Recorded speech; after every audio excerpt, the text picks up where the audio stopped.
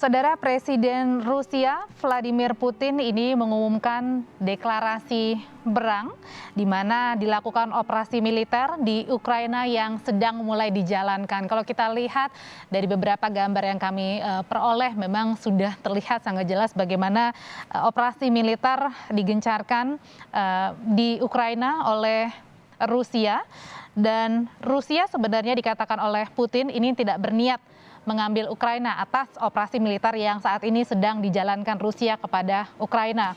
Tapi operasi yang dilakukan oleh Rusia dikatakan oleh Vladimir Putin adalah untuk melindungi warga sipil. Siang hari ini kita akan berbincang dengan Guru Besar Hukum Internasional di Fakultas Hukum Universitas Indonesia dengan Bapak Hikmahanto Juwana. Selamat siang, Pak Hikmahanto. Pak, ini kan sudah diumumkan bahwa adanya operasi militer. Putin juga menyatakan bahwa tidak berniat mengambil Ukraina hanya karena untuk melindungi warga sipil. Apa sebenarnya yang diinginkan dari Rusia untuk Ukraina?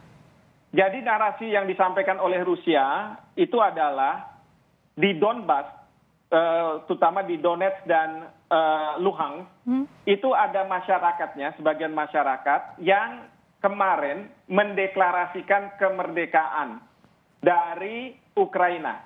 Mereka ini adalah para pemberontak dari Ukraina yang ingin mendirikan negara baru.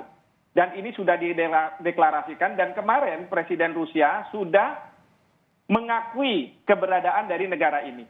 Dan Presiden Rusia sekarang menjamin bahwa kalau mereka, para pemberontak ini, akan dilakukan tindakan polisionil, ya, penyerangan dari pemerintah Ukraina, maka Rusia akan melindungi masyarakat di Donbas ini.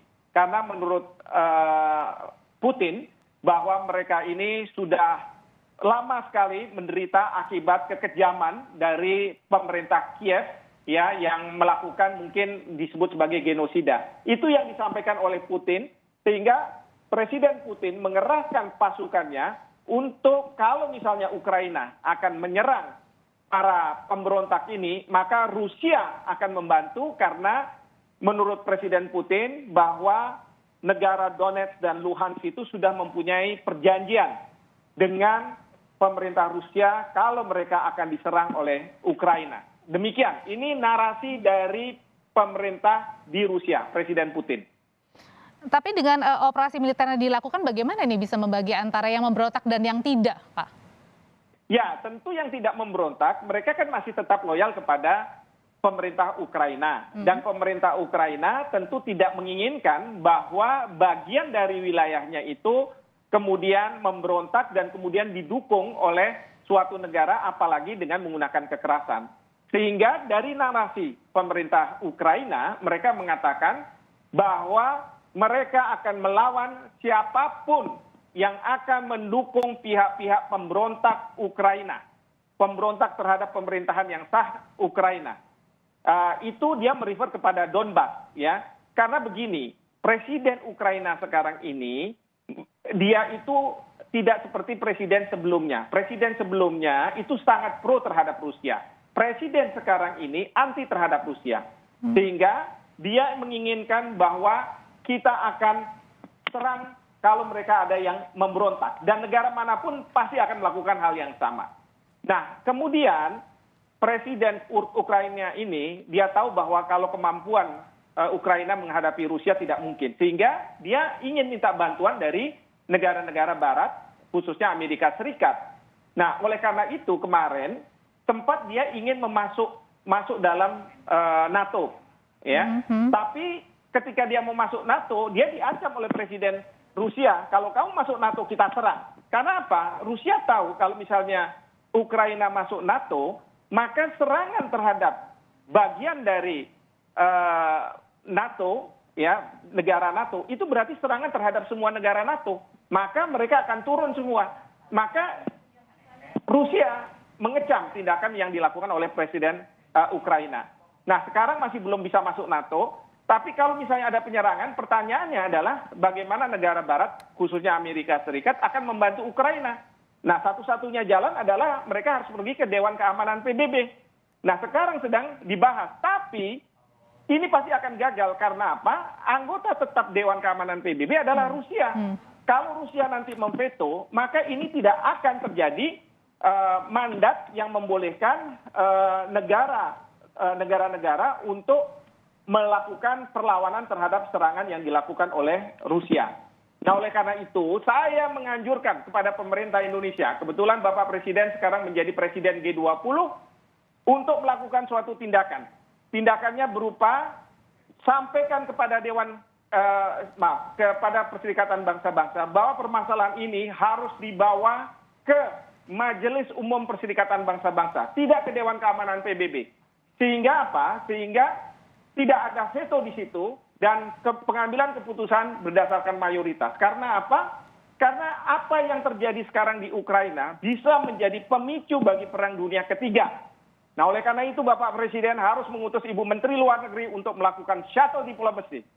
Ya, untuk memastikan bahwa harus ada pembahasan di Majelis Umum dan sementara sebelum ada keputusan dari Majelis Umum, Rusia, Ukraina dan semua negara harus bisa menahan diri. Artinya ada tindakan tegas yang harus segera bisa dilakukan oleh Indonesia ya terhadap apa konflik yang dialami oleh Rusia dan juga Ukraina. Tapi Pak Hikmahanto, ini Putin ini melontarkan ancaman keras sebenarnya kepada negara-negara di dunia yang ikut campur, artinya mengecam keras bahwa tidak boleh kalau misalnya ada negara-negara yang ikut campur terhadap hal ini, maka bersiap-siap saja.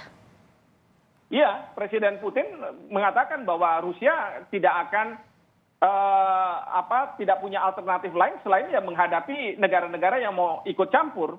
Ya, tetapi kan negara-negara yang mau ikut campur ini kan dia harus punya legitimasi. Apa legitimasinya? Sementara perjanjian pertahanan dengan Ukraina dia tidak memiliki karena Ukraina bukan anggota dari NATO. Mandat dari PB dia nggak punya. Maka sekarang ini yang dilakukan oleh Amerika Serikat dan teman-teman adalah melakukan embargo ekonomi. Tapi embargo ekonomi ini tidak akan efektif untuk mencegah Presiden Putin yang akan melakukan serangan terhadap Ukraina. Karena embargo ekonomi itu paling bisa efektif berlaku 6 bulan atau 1 tahun. Karena masyarakatnya dibuat susah dan lain sebagainya ya. Sehingga presidennya harus mengambil kebijakan yang berbeda.